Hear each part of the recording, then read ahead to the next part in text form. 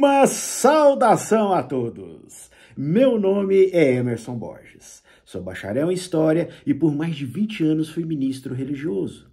Sou o criador desse canal no YouTube, como também do Instagram, do site e da página no Facebook Deus e Homens. Sou o escritor desse livro aqui, ó. Talvez você já conheça, A Bíblia sob Escrutínio.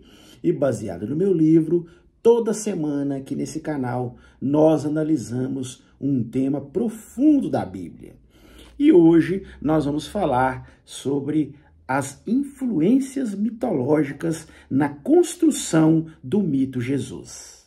A maioria dos cristãos considera a história de Jesus como sendo uma história real, uma história verdadeira, que está nas páginas da Bíblia. Um livro que, segundo a maioria dos religiosos, é um livro inspirado por Deus e passa para nós a mais pura e mais verdadeira história. Mas, se nós analisarmos profundamente, nós vamos ver que não é bem assim. E eu vou provar para você aqui hoje que a história de Jesus, que está registrada nas páginas da Bíblia, tem uma forte influência de mitos antigos, de povos ali que viviam em volta do povo de Israel e tinham suas mitologias, tinham seus heróis, tinham suas lendas, e os cristãos eles sugaram muito dessas lendas ao construir esse personagens mitológico que hoje mais de 2 bilhões de pessoas veneram e baseiam sua fé. Porque nós temos que diferenciar bem claramente o Jesus histórico, que talvez ou provavelmente foi o Jesus que deu origem a esse mito, do Jesus mitológico, do Jesus místico, que é esse Jesus que foi criado através dos séculos e que hoje habita o imaginário de mais de 2 bilhões de pessoas. Há um consenso entre os historiadores de que o Jesus histórico, que provavelmente foi o homem que deu origem ao mito Jesus, foi um homem comum, uma pessoa como eu, como você, uma pessoa que vivia ali na Galileia rural, uma pessoa simples, humilde, provavelmente uma pessoa até analfabeta, porque os índices de analfabetismo naquela região, naquela época, eram enormes. Segundo registros históricos, nos grandes centros como Roma e Atenas, o índice de analfabetismo chegava a 90%. Pouquíssimas pessoas sabiam ler e escrever. Agora, imagine na Judéia, na Galileia, que eram províncias bem distantes, né? Províncias consideradas menores. Então, provavelmente, o índice de analfabetismo nessas regiões chegava a 95%, 98%. Era uma coisa que a gente encontrava apenas na elite, né? Nos governantes, na classe dominante, os sacerdotes, alguns escribas. Então, era algo que pouquíssimas pessoas tinham esse privilégio. Então, provavelmente, esse Jesus histórico, ele era uma pessoa comum. Essa questão de nascimento de virgem, fazer milagres, ressuscitar dos mortos, curar todo tipo de doença, isso, para a maioria dos historiadores, é uma questão de fé. Aqueles que acreditam, confiam nisso, depositam sua vida, sua esperança nisso. Mas analisar historicamente, não tem como nós afirmarmos isso, não tem como provarmos isso. Agora, o Jesus histórico, além de ser uma pessoa simples, humilde e provavelmente analfabeto, era uma pessoa que, apesar disso, tinha um certo carisma. Tinha ali uma certa atração. As pessoas gostavam de ouvi-lo, gostavam das suas palavras, e ele conseguiu ali atrair alguns discípulos. Pessoas começaram a segui-lo. E desse pequeno movimento, ele, depois de alguns anos, segundo o relato que está na Bíblia, né, essa pessoa ela entrou em Jerusalém numa certa ocasião, festiva, né? Que era a festividade dos judeus ali da Páscoa, e ele chegou lá e entrou dentro do templo, causando um certo tumulto, derrubando as mesas dos cambistas e falando coisas ali que deixaram os sacerdotes ali do templo, os fariseus, os líderes religiosos, bem revoltados com aquilo. E Roma, que na época dominava a Judéia, sempre que via alguém causando tumulto, eles logo já tomavam uma atitude. Então, provavelmente deve ter prendido ele e matado, porque eles não perdoavam, né? Roma não tinha esse negócio, não. Causou tumulto, causou insubmissão, eles chegavam e matavam mesmo. Então, isso provavelmente deve ter acontecido. Ele causou um tumulto e foi morto. Mas os discípulos, pessoas simples, humildes da Galileia rural, começaram a criar um mito em volta dessa pessoa simples, comum. Alguns historiadores até mesmo defendem o fato que não foi apenas uma pessoa em específico, mas várias pessoas, porque a Judéia na época era um caldeirão efervescente, onde havia várias pessoas que se proclamavam como Messias, como Salvador. Porque a situação ali dos israelitas, né, da Judéia, dos judeus e da Galileia, daquelas províncias ali próximas, eram uma situação de submissão. Eles eram dominados por outros povos, no caso, Roma. E eles ansiavam um libertador, né, uma pessoa que viria para libertar o povo daquele domínio. Então, apareceram vários ali se dizendo Messias, né? Porque a palavra Messias significa escolhido, ungido, né? Então, eles aguardavam esse Messias ungido, esse escolhido, para libertá-los do domínio estrangeiro. Então, vários ali se autoproclamavam como Messias. Inclusive, vários historiadores antigos citavam, né, nos seus escritos a existência de muitos autoproclamados Messias na época. E também, ali na Judéia, havia vários ramos do judaísmo. Por exemplo, existiam os fariseus, que são muito citados nos livros da Bíblia, existiam os saduceus, existiam os zelotes, que era um grupo guerrilheiro, né? Era um grupo que partia para a luta armada. Existiam os essênios, que eram mais reclusos, formavam comunidades isoladas, né? E esses grupos, eles degladiavam ali, naquele tumulto, naquele turbilhão efervescente da Judéia e da Galileia do primeiro século. Diante desse cenário, vários messias surgiram com diversas ideias de libertação.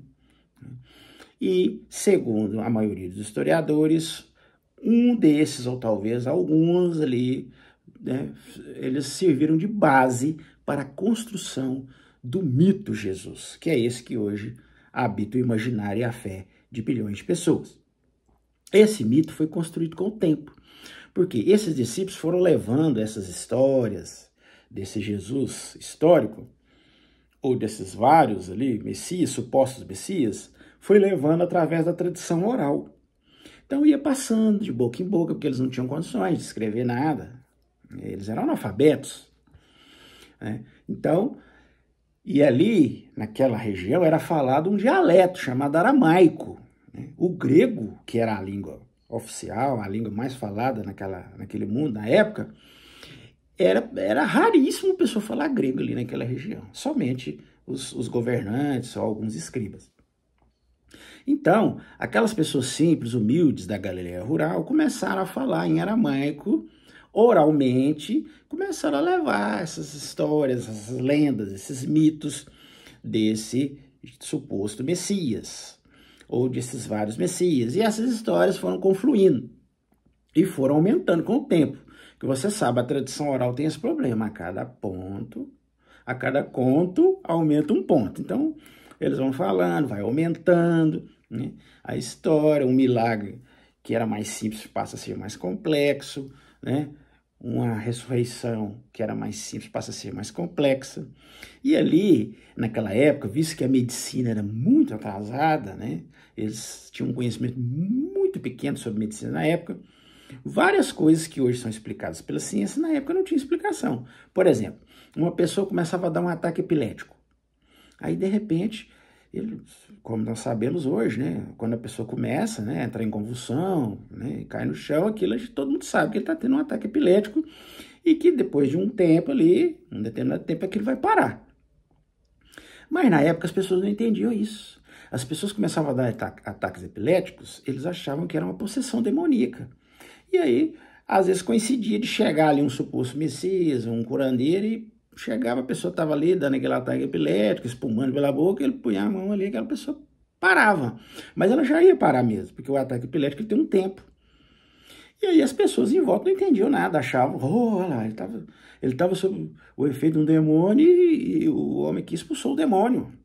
Então, talvez ataques epiléticos eram confundidos com expulsões demoníacas. Ressurreições também, talvez eram confundidas com a morte aparente.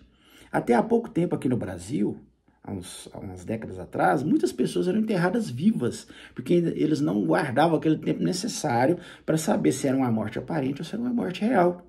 Às vezes a pessoa aparentava estar morta, tinha todos os sintomas de estar morta, mas não estava. Inclusive, há vários relatos de pessoas que foram enterradas e depois estavam vivas, né? Eles depois descobriam, infelizmente, às vezes a pessoa já enterrada lá, o caixão lá, né? Tudo arranhado, a pessoa tentando sair. Então, tinha várias histórias nesse sentido.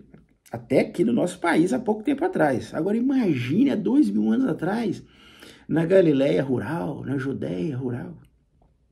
Isso provavelmente acontecia também, pessoas tinham morte aparente. Inclusive, vários relatos da Bíblia falam de Jesus ressuscitar pessoas indo para ser enterrados. Por exemplo, o filho da viúva de Naim estava indo no cortejo fúnebre.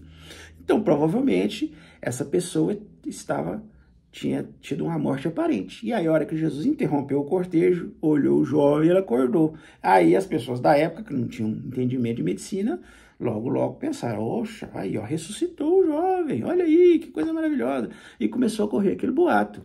E visto que não tinha a ciência médica para comprovar que aquilo ali foi assim, simplesmente um caso de morte aparente, aqueles casos iam ganhando, né, contornos épicos, ia crescendo, né, aquela lenda. Até mesmo um outro relato de ressurreição de Jesus, que é o da filha de Jairo, também o relato mostra que ela tinha acabado de morrer na cama. Eles nem tinham preparado ainda o funeral. E Jesus chegou e ela acordou. Então, pode ser que ela estava no estado de morte aparente e ao Jesus chegar ali, ela acordou. E aí as pessoas, ressuscitou, né? Então, você pode ver que os primeiros relatos de ressurreições eram assim, eram logo no momento que a pessoa morria ou ainda quando ia enterrar. Aí, no Evangelho de João, que foi o evangelho escrito posteriormente, já quase 100 anos depois da morte de Jesus, da suposta morte de Jesus, né? Nesse relato já fala de Lázaro, né, que estava morto por 4 dias. Então você vê, 4 dias é muita coisa. Mas aí a gente já vê a construção do mito Jesus. Porque nos próprios evangelhos, se você pegar o evangelho de Marcos, que é o menor, o mais considerado o primeiro a ser escrito, que mesmo sendo o primeiro, ele é datado por volta de 70 ou até depois de 70, depois da destruição de Jerusalém pelos romanos, é um relato, esse relato de Marcos é um relato mais simples, mais resumido. Por exemplo, lá não fala de Jesus nascer de uma virgem, lá não fala de matanças de neném, de crianças, que Herodes mandou matar os abaixo de 2 anos, lá não tem nada disso. Já aparece Jesus adulto, chega para João Batista para ser batizado e começa a pregar, é um pregador apocalíptico. E prega por um tempo e logo é morto e pronto. Já nos relatos de Lucas e Mateus, aí que já foram depois, que talvez, provavelmente, eles basearam no de Marcos, mas aí já deram aquela, né, aquela aumentada, né, aquele contorno épico. Aí ele já nasce de uma virgem, aí já tem, né, o infanticídio de Herodes, aí já tem muita coisa, né, aí ele já ressuscita, os apóstolos vêm ele, depois da ressurreição, quer dizer, já vai ganhando contornos épicos. Por quê? Porque foi um escrito posterior, que foi baseado naquele evangelho de Marcos, que é o mais simples, mas que eles foram aumentando a narrativa, foram dando contornos épicos. E o evangelho de João, que foi o último dos evangelhos que tem na Bíblia hoje, né, nas Bíblias atuais, já Jesus, ele já é o próprio Deus encarnado, né? Ali já fala, né? O verbo, a palavra, ele viveu entre nós, vimos sua glória, quer dizer, ele era o próprio Deus. Então, você vê aí a construção do mito Jesus, mesmo nos relatos dos evangelhos que se tem até hoje nas Bíblias, porque existiam centenas de relatos de evangelhos lá nos primeiros séculos, mas, como nós sabemos, né, os concílios foram aos poucos tirando muitos relatos que não davam apoio aos seus dogmas, aos seus ensinos, à sua teologia. Então, eles foram fazendo foram peneirando, né? Foram tirando ali aqueles evangelhos que não eram muito compatíveis com o que eles acreditavam. E os que sobraram, que tiveram o apoio até do Império Romano, com os escribas, com dinheiro para fazer cópias, né? Foram esses que nós temos hoje nas Bíblias atuais. Mas mesmo nesses, a gente percebe a nítida construção desse mito, que começa num Jesus mais simples, em Marcos, um simples pregador apocalíptico, que no Evangelho de Mateus e Lucas, que já é posterior, aí já é um Jesus que nasceu de uma virgem, que é o Filho de Deus, que ele tinha uma vida anterior no céu, infanticídio de crianças, milagres um pouco mais elaborados. E no Evangelho de João, que é o último deles, já vemos uma teologia bem mais avançada, um Jesus já que é o próprio Deus encarnado. Além disso, ao analisarmos esse mito que foi criado através dos séculos, com os mitos antigos de outros povos ali, da época, e até anteriores, nós vamos observar semelhanças muito grandes. E, inclusive, até tem uma teoria que chama a teoria da jornada do herói, que eu até já fiz um outro vídeo falando sobre isso, as semelhanças de Jesus com essa jornada do herói. Todo herói antigo, ele tem uma jornada e a vida de Jesus permeia exatamente essa jornada. Dos 22 pontos lá que o estudioso destacou da jornada do herói, Jesus, ele se assemelha em mais de 18 pontos dos 22. Em 18, Jesus se encaixa nessa jornada do herói. Por exemplo, na jornada do herói, lá fala que o herói ele tem um nascimento milagroso, né? Tem diversas formas ali de nascimentos milagrosos na jornada do herói, mas a coisa em comum é que realmente é um nascimento milagroso, diferente, não é um nascimento normal, né? Agora, Jesus, como nós sabemos, a história do mito é que ele teve um nascimento milagroso também, né? Segundo a lenda bíblica, ele nasceu de uma virgem. Segundo a Bíblia, Deus, através do seu poder, né, através do Espírito Santo dele, ele fez com que Maria engravidasse de Jesus. Então, um nascimento milagroso, né? Agora, você acha que Jesus é o único nascimento milagroso desses mitos antigos, desses povos antigos? Não, não é. Por exemplo, eu vou te dar alguns exemplos aqui.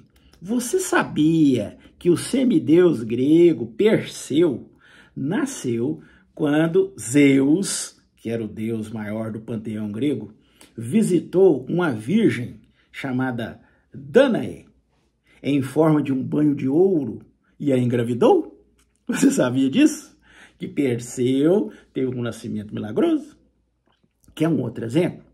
Hermes. Depois você pode pesquisar aí sobre esses personagens mitológicos antigos. Hermes nasceu de uma virgem chamada Maia, que também foi fecundada pelo pai dos deuses, Zeus. Esse Zeus era custosinho, não é mesmo? Parecido com o deus judaico-cristão, não é mesmo? Uma outra virgem chamada Nana pegou uma romã da árvore banhada pelo sangue do assassino Agdites e colocou essa romã em seu seio. E aí, sabe o que aconteceu? ela deu à luz ao deus Átis. Mais um exemplo de um personagem mitológico que teve um nascimento milagroso. Quer outro exemplo? A filha virgem de um deus mongol, agora já é mitologia mongol, acordou certa noite e se viu banhada por uma luz grandiosa. E, através dessa luz grandiosa, fez com que ela desse à luz a Gengis Khan. Quer um outro exemplo? Krishna, famosa Krishna, nasceu, o famoso Krishna nasceu sem uma união sexual. Se você sabia disso? Pesquise e veja. Está claro ali na mitologia do deus indiano Krishna.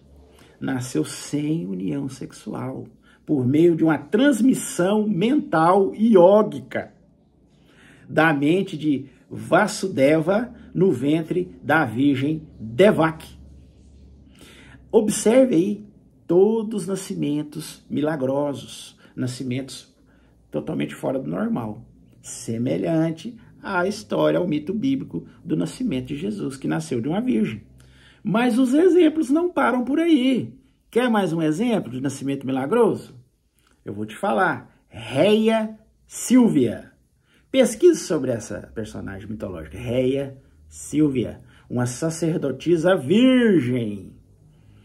Ela foi consagrada à deusa Vesta e engravidou do deus Marte. E dessa união foram gerados os irmãos Rômulo e Rêmulo, que com o tempo, segundo a mitologia, foram criados por uma loba. E, segundo o mito, eles é que fundaram, né, a cidade de Roma. Mais um exemplo de nascimento milagroso nessas mitologias antigas. Quer um outro exemplo? Ó, na noite em que Siddhartha Gautama, o famoso Buda, foi concebido, a rainha Maia sonhou que um elefante branco com 6 presas brancas entrou em seu lado direito. E aí, depois desse sonho interessante, esse sonho milagroso, ela engravidou de Siddhartha Gautama, que viria a ser o Buda. Um outro exemplo interessantíssimo, Coatlicue. É um nome difícil. Coatlicue. É uma serpente. Ela pegou uma pequena bola de pluma do céu e a escondeu em seu seio. E assim nasceu o deus asteca Huitzilopochtli. Olha pra você ver. Olha aí para você ver. Até mesmo os astecas têm uma lenda de um nascimento milagroso. E também não podemos deixar de citar o famoso deus egípcio Horus. Isso mesmo. Você acha que nós íamos deixar ele de fora dessa? Não. Milhares de anos antes de Jesus, né, Horus teve um nascimento milagroso.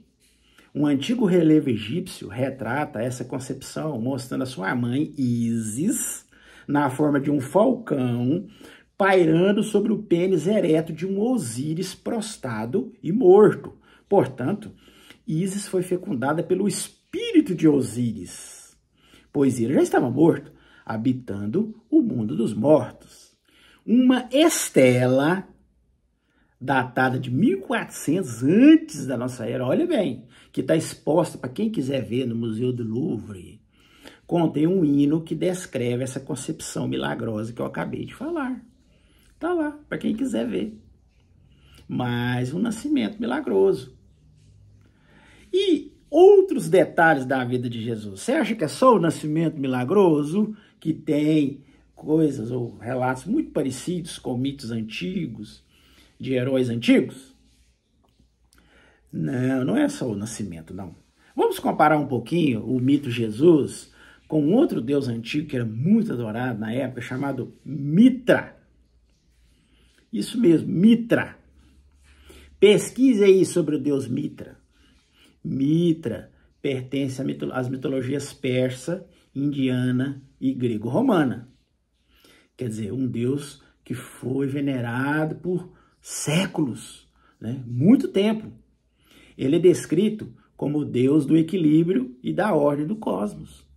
por volta do século V antes da nossa era, ó, 500 anos antes do suposto Jesus ter andado pela Terra, ele integrou o panteão do zoroatrismo persa, a princípio como Senhor dos Elementos, né? E depois sob a forma definitiva de um deus solar. Mitra representava também o bem e a libertação da matéria. Ele era chamado de o Sol Vencedor. Existem referências a Mitra de 1400 anos antes da nossa era, antes do suposto Jesus, como deus dos Uritas, no norte da Mesopotâmia. Agora, vamos observar alguns detalhes interessantes da mitologia desse deus. Segundo a mitologia do deus Mitra, ele era o intermediário entre Ormuzd, que é o Deus Pai, e o homem. Tá vendo? Intermediário entre o Deus Pai e o homem. Seu nascimento é comemorado em 25 de dezembro. Ele nasceu de forma milagrosa, sem envolvimento sexual, muito parecido com o nascimento do mito Jesus. Pastores vieram adorá-lo com presentes, como ouro e incenso. Segundo a mitologia de Mitra, ele iria livrar o mundo do seu irmão maligno, Arimã. Ele era considerado um professor e um grande mestre viajante. Era identificado como leão, como cordeiro, ó. E seu dia sagrado era o domingo, Sunday, ou dia do sol. Centenas de anos antes de Cristo, tinha sua festa no período que se tornou mais tarde a Páscoa cristã. Ele teve 12 companheiros, ou discípulos. Fazia milagres e foi enterrado em um túmulo. E depois de alguns dias ele levantou. Sua ressurreição era comemorada todos os anos. Notou as semelhanças desse Deus, desse mito antigo, com o mito Jesus?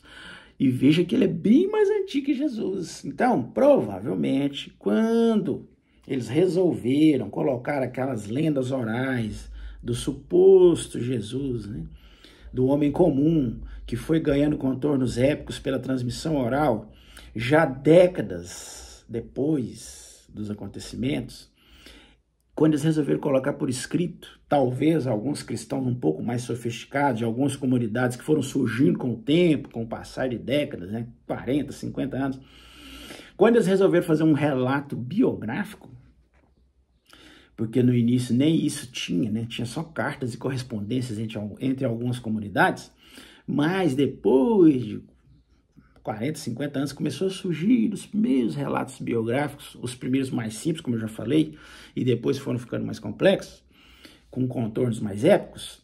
Então, quando eles começaram a esboçar os primeiros relatos, eles foram pegando esses relatos orais, que já tinham contornos épicos através de décadas de transmissão oral, e foram colocando junto alguns desses mitos aí, algumas histórias parecidas, né? Eles viam esses mitos desses povos ali da época, achavam alguma coisa interessante, e falaram assim, não, eu vou incluir aqui no nosso mito também, na história do nosso Jesus, do nosso Messias.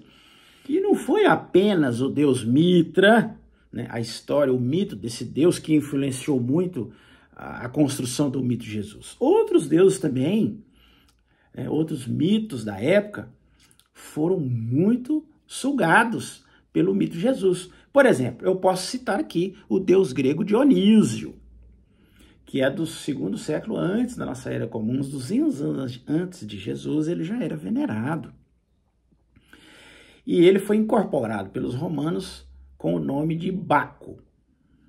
Ele era considerado o deus dos ciclos vitais, das festas, do vinho. E segundo a mitologia grega, Dionísio nasceu de uma virgem, ó, para não ficar diferente, tá vendo? Nasceu de uma virgem, Semele, que foi fecundada por Zeus. Quando criança quiseram matar esse deus Dionísio. E ele fez milagres. E sabe qual é um dos milagres mais famosos desse deus Dionísio? Ele transformou a água Adivinha? Em vinho. E multiplicou peixes. E após a sua morte, ele voltou à vida. E ele era chamado de filho pródigo de Zeus. Notou as várias semelhanças do mito do deus grego Dionísio com o mito de Jesus, que foi criado? Quer ver um outro exemplo? Hércules, por exemplo. Hércules era um meio-irmão de Dionísio. É até muito conhecido aqui, tem muitos desenhos de Hércules, filmes, né?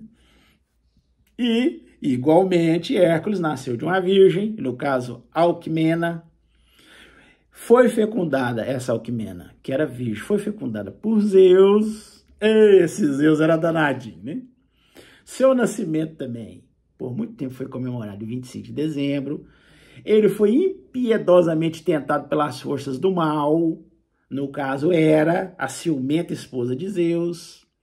A pessoa que causou a morte de Hércules, que foi a sua esposa, ela se arrepende e se mata enforcada. Ó, parecido demais com a questão de Judas ali, traiu, depois se matou, né? Outra coisa, na morte dele está presente a sua mãe, seu discípulo mais amado, que é Hilas, ou Hilas, né? Sua morte é acompanhada por um terremoto e um eclipse do sol. Após a morte de Hércules, ele ressuscitou e ascendeu aos céus. Então aí a gente vê como que o mito de Jesus sugou, né, desses outros mitos, detalhes, né, coisas que os escritores estavam criando esse mito.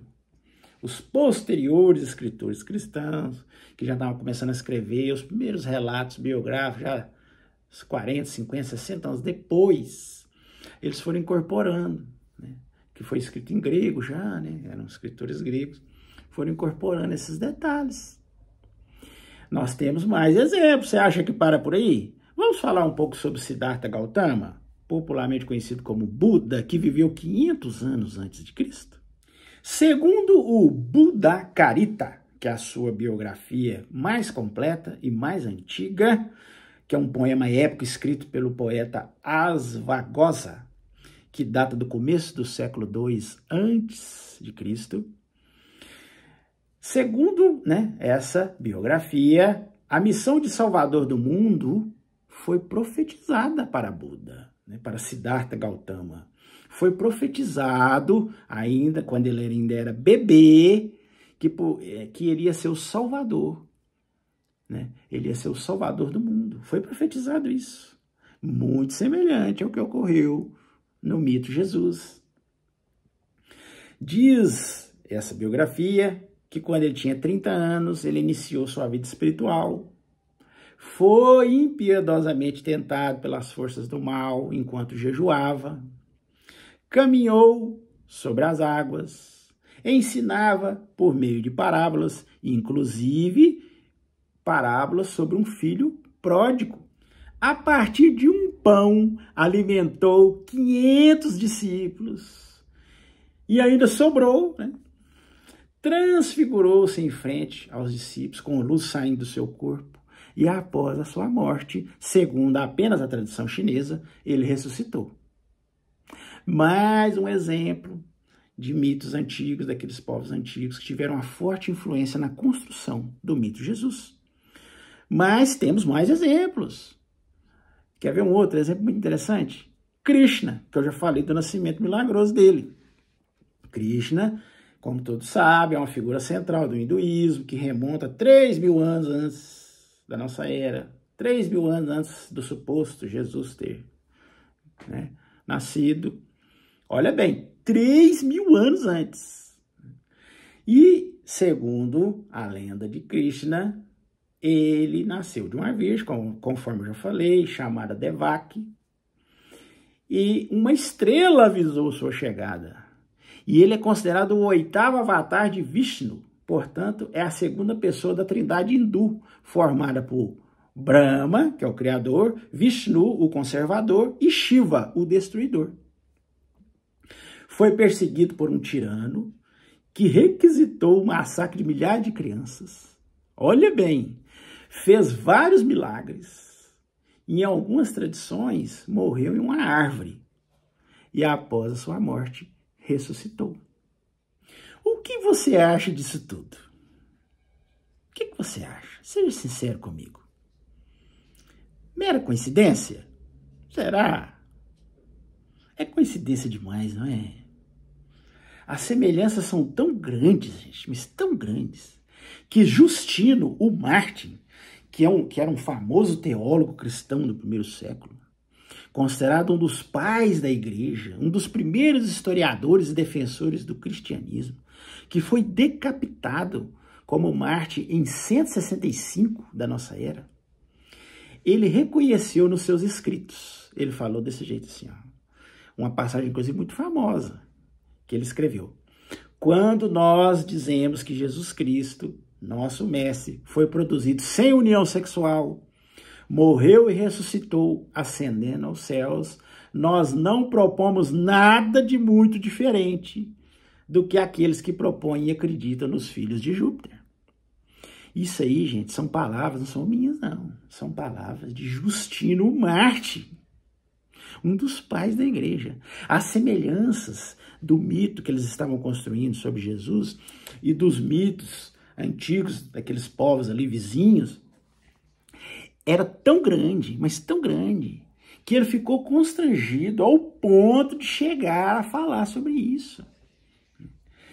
E ele reconheceu que as semelhanças eram enormes, que eles não estavam propondo nada diferente daqueles outros mitos ali, daqueles outros deuses que eles adoravam na época, aqueles povos ali em volta adoravam, criavam seus mitos. Então o próprio Justino Mártir deixou claro que as semelhanças eram tão grandes, mas tão grandes, que eles não estavam propondo nada de novo. Então, se você quer discutir, discute não é comigo não, discute com Justino Mártir. O pai da igreja, ele mesmo reconheceu isso. Ele ficou tão constrangido que ele teve que falar sobre isso. Então, se ele falou que as semelhanças eram enormes, eu vou falar o contrário? Ele, que era uma pessoa ali, né, que viveu e morreu em 165, estava vivendo na época, vendo tudo aquilo ali, né? Foi testemunho ocular de tudo aquilo, foi testemunho ocular da construção do mito de Jesus, e ele inclusive participou da construção desse mito, e ele fala claramente que eles sugaram muita coisa. Não fala diretamente, mas ele dá a entender isso, né? Então, não há como sairmos dessa verdade. Jesus, ele é um mito criado, né? E esse mito baseou muito nos mitos de outros deuses, de outros heróis ali, daqueles povos antigos ali da época. Por isso é que a questão do mito ou da jornada do herói, né, como eu já falei para vocês no começo, dos 23 pontos, Jesus se harmoniza em 18. É muita coisa. Eu, inclusive, vou deixar aqui na descrição desse vídeo o link. Eu fiz um vídeo só sobre essa jornada do herói. Depois, se você se interessar, olha aqui na descrição. Eu coloquei aqui, abre aqui a descrição aqui embaixo. Eu coloquei o link lá. Eu falo tudo sobre a jornada do herói, as semelhanças, todos os 23 pontos. Aí você vai vendo um por um, eu vou falando. Você vai vendo que é exatamente a história de Jesus. Ela se harmoniza demais. Então, os historiadores, em geral, né, todos eles não podem negar, né, que a história de Jesus não tem nada de original. E que ela teve diversas lendas e mitos nessa história que foram fortemente influenciados por aqueles povos que conviveram com os judeus, né? O mito Jesus foi fortemente influenciado por mitos dos povos que conviveram com os judeus ali. Se você analisar cuidadosamente, não há como você fugir dessa verdade. Bem, esse era o assunto que nós iríamos analisar hoje, né? Se você chegou até aqui, é porque você gostou, senão você não chegava até aqui. Então, dá um like aí pra nós. Estoura esse like aí pra nós, gente. Dá uma força aí. Quanto mais você dá o like aí, mais o YouTube vai entender que o vídeo é relevante e vai, né, aumentar, né, a visibilidade desse vídeo. Então dá o like, se inscreve em nosso canal, acione o sininho de notificações. Muitas pessoas às vezes falam, Emerson, acione o sininho, seu canal de notificação, mas eu não estou sendo notificado, então vai lá, desaciona e aciona de novo, para mostrar para o YouTube que você está querendo ser notificado. Porque todo sábado um vídeo novo eu subo aqui. Se você não está sendo notificado, é porque o YouTube não está te notificando isso aí. Então vai lá, tira a notificação e notifica de novo. Aciona o sininho de notificação novamente para todos os vídeos, que todo sábado a gente sobe um vídeo novo, viu? Pode gravar, pode marcar na sua agenda aí. Sábado de manhã eu subo um vídeo novo, todo sábado. E comente aí também, diga o que você acha, né? Se você concorda, se você discorda, pode falar, né? Pode dar sua opinião aí, ué, não tem problema não. Todo jeito você está ajudando o vídeo. Se você não achou que não está batendo com a verdade, coloque aí seus pontos de vista, né? Se você gostou, fala aí também, né? Se você tem mais algum ponto a acrescentar, fala. Que quanto mais comentário tiver, mais o vídeo é considerado relevante, né? Não só comentários positivos, negativos, todos os comentários, eles vão ajudando, que aí o YouTube vai entendendo que o vídeo está sendo relevante e ele vai mostrar para mais pessoas. Aí mais pessoas vão ter oportunidade de ter acesso a essa informação.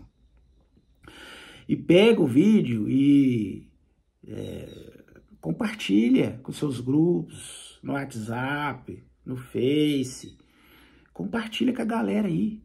Vamos fazer mais pessoas terem acesso a essa informação. E se você desejar adquirir o meu livro, ó, tudo isso aqui que eu falei é baseado no meu livro. O meu livro tem vários capítulos específicos sobre Jesus. Tem um capítulo que fala sobre Jesus, um Jesus desconhecido. Tem um capítulo que fala a construção do mito de Jesus, origem mitológica de Jesus. Tá tudo aqui. Então, se você quiser adquirir, meu livro é vendido nos principais sites de venda online do país, inclusive a Amazon. Você pode olhar lá na Amazon, bate lá, Bíblia sobre escrutínio. Tá lá meu livro, tanto em forma impressa como em forma e-book. Você pode escolher. E também você pode abrir o Google e bater lá, Bíblia sobre escrutínio. Você vai ver diversos outros sites que vendem livro online, que está disponível também, meu livro. Ah, mas eu quero adquirir diretamente com você, Emerson. Não tem problema. Você pode, eu vou deixar aqui na descrição o meu WhatsApp, você pode entrar em contato comigo, eu posso mandar o livro para você. Ok? E no mais, eu desejo uma excelente semana a todos e até nosso próximo vídeo.